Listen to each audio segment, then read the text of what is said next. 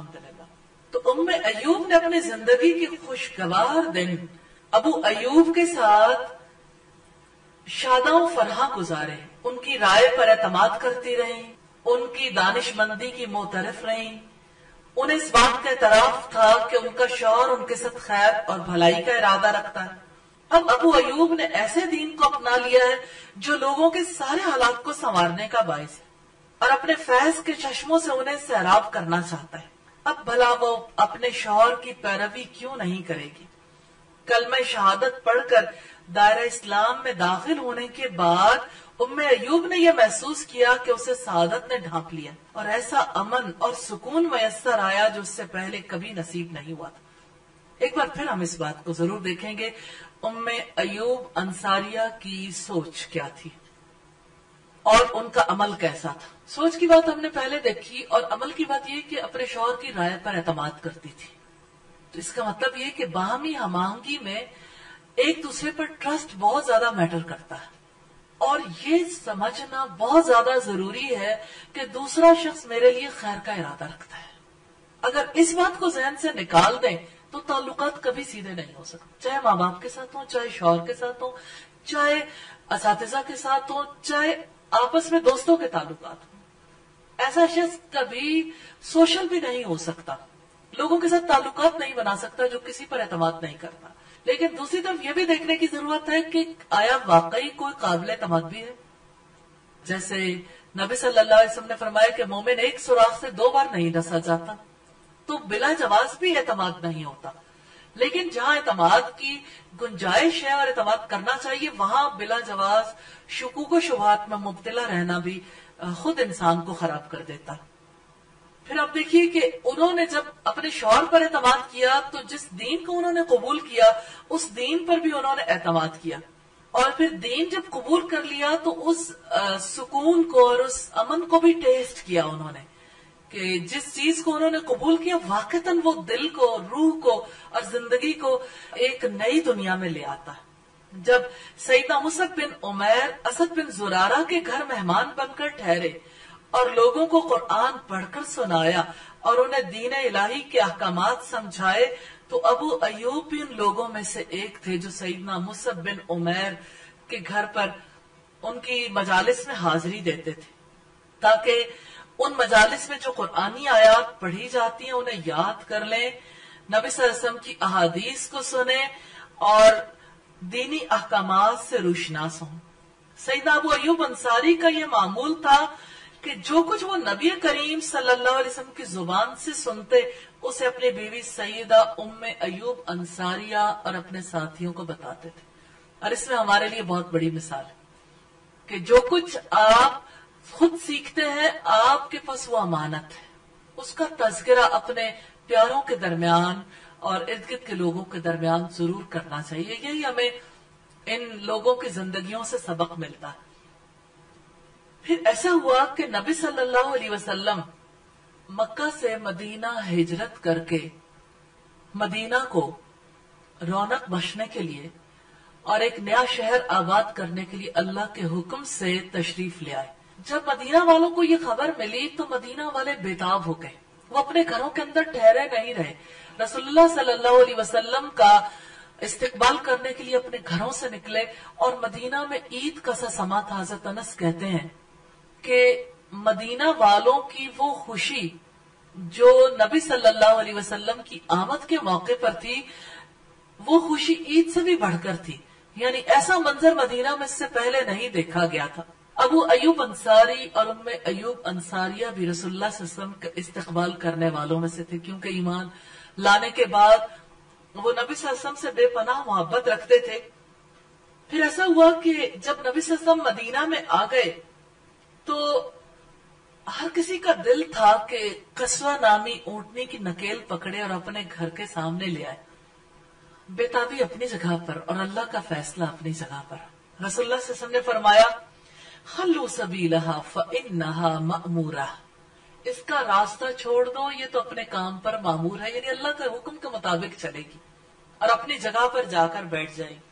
پھر یوں ہوا کہ قصوہ آہستہ رفتار سے چل رہی تھی اور سب لوگ سوچ رہے تھے کہ کس جگہ پہ جا کے قصوہ بیٹھتی ہے. تو وہ سیدنا ابو ایوب خالد بن زید انصاری اور سیدہ ام ایوب کے گھر کے سامنے جا کر ٹھہر گئی. سیدہ ام ایوب اونٹنی کے قدموں کی طرف دیکھ رہی تھی. اس بات کا انتظار کر رہی تھی کہ دیکھتے ہیں اونٹنی کا سوار کہاں ٹھہرتا. جب انہوں نے دیکھا کہ اونٹنی ان کے گھر کے سامنے ٹھہر گئی ہے، آنکھوں سے آنسو رواں ہو گئے. یہ خوشی کے آنسو تھے. بے انتہا خوشی کی وجہ سے ان کی آنکھیں چھلک پڑی. انہیں خوشی اس بات کی تھی کہ آج دنیا کی عظیم ترین ہستی ہمارے گھر پر مہمان کے طور پر ٹھہرے گی. جلدی سے گھر کے اندر گئیں تاکہ آرام کی جگہ کا انتظام کر سکے، ان کے لیے عمدہ کھانے کا انتظام کرے. حقیقت یہ کہ سیدہ ام ایوب انصاریہ نے سعادت کا آخری مقام بھی پا لیا تھا نبی صلی اللہ علیہ وسلم کے مہمان بننے کی صورت. میں آپ سے یہ سوال کرنا چاہتی ہوں کہ سیدہ ام ایوب انصاریہ مسلمان ہو گئی تھی.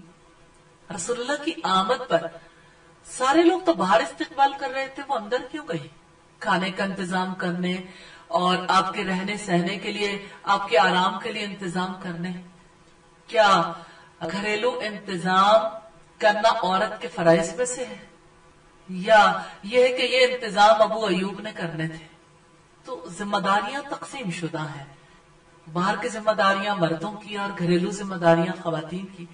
اور آج تو ام ایوب کی خوشی کا کوئی ٹھکانہ نہیں تھا، کیونکہ نبی صلی اللہ علیہ وسلم ان کے گھر پر تشریف لا رہے تھے. دونوں نے مل کر فیصلہ کیا کہ رسول اللہ صلی اللہ علیہ وسلم کو اوپر کی منزل میں رکھیں گے.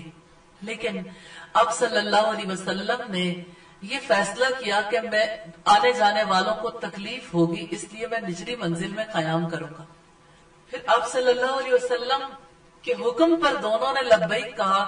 اس رات میں دونوں شوہر بیوی اوپر چلے گئے، لیکن ساری رات سو نہیں سکے. انہیں اس بات کا دھڑکا تھا کہ کہیں رسول اللہ کی بے ادبی نہ ہو جائے، کہیں رسول اللہ کے آرام میں کوئی خلل نہ آئے.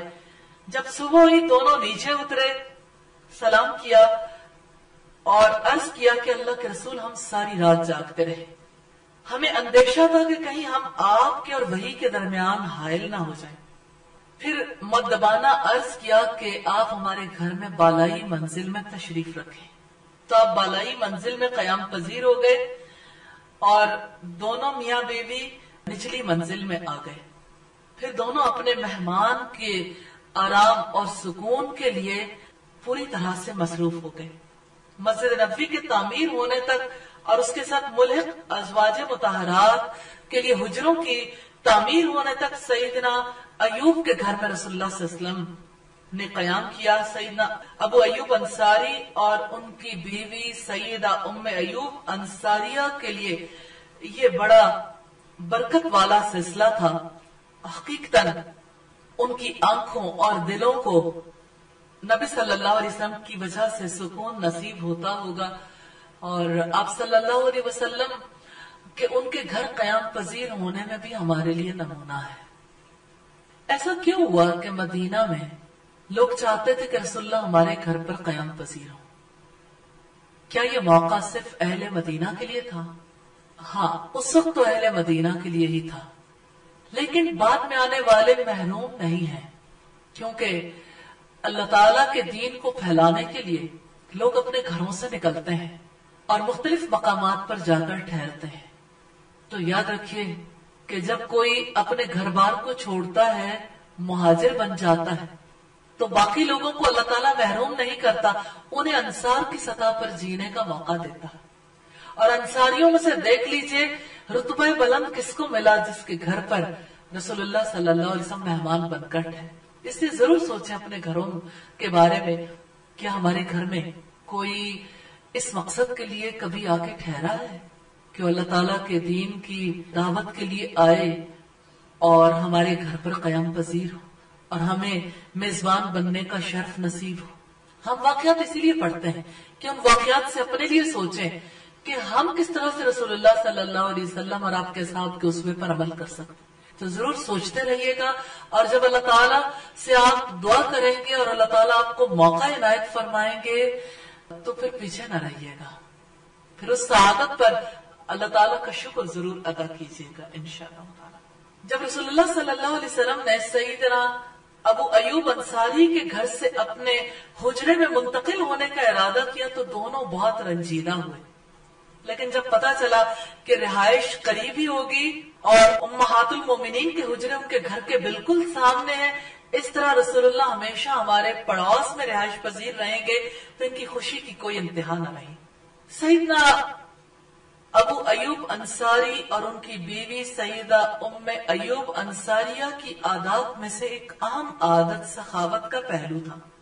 سیدنا ابو ہریرہ رضی اللہ تعالیٰ عنہ کا بیان ہے کہ ایک دن رسول اللہ صلی اللہ علیہ وسلم باہر نکلے، بھوک سے بیتاب ہو کر آپ کے پیٹ پہ پتھر بندھا ہوا تھا۔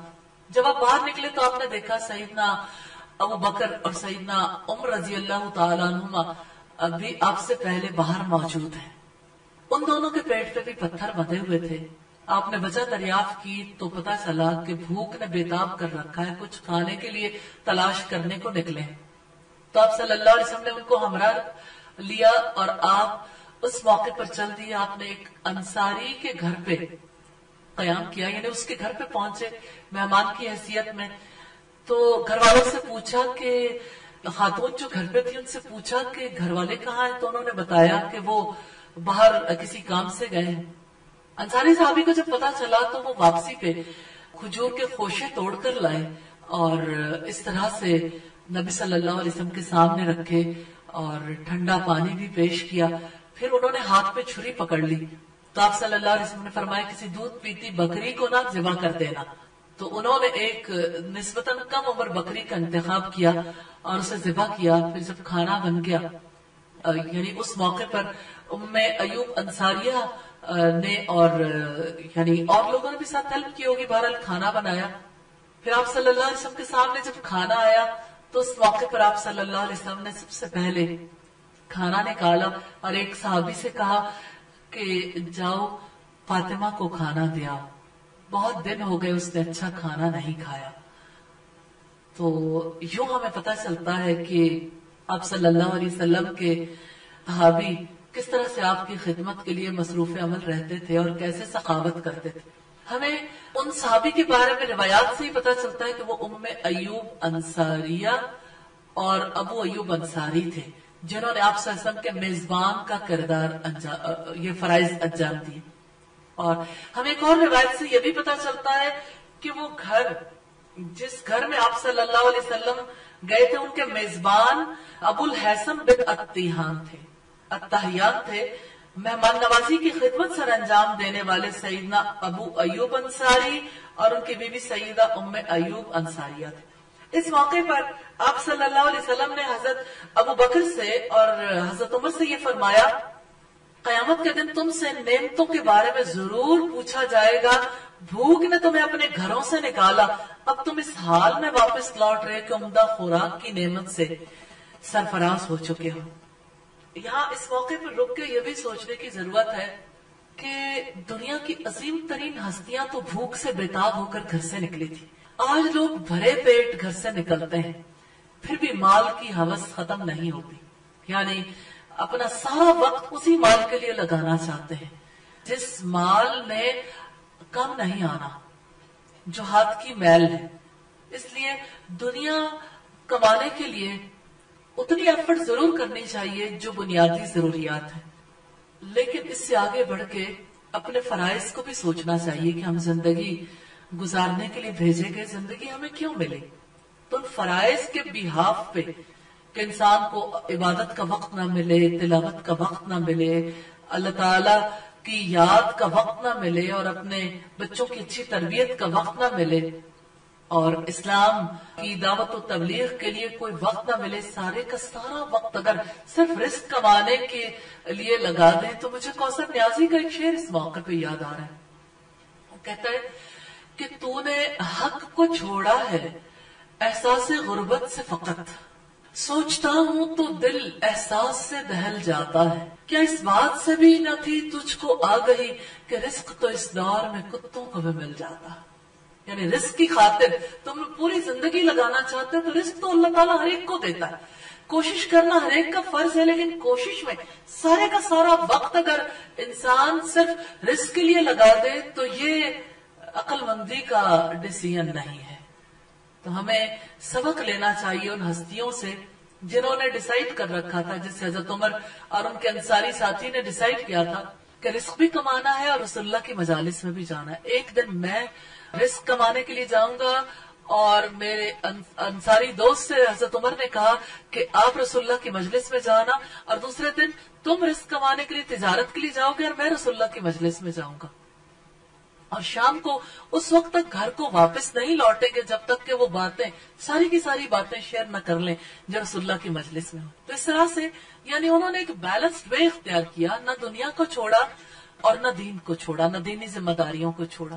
اور رزق دینے پر جب اللہ تعالیٰ آتا ہے تو کس طرح حضرت عبد الرحمن بن عوف کہتے تھے کہ اللہ کی قسم مٹی میں بھی ہاتھ ڈالتا ہوں تو سونا ہو جاتا، یعنی اللہ رزق دینے والا ہے تو رزق کی وسعت بھی اسی کے ہاتھ میں.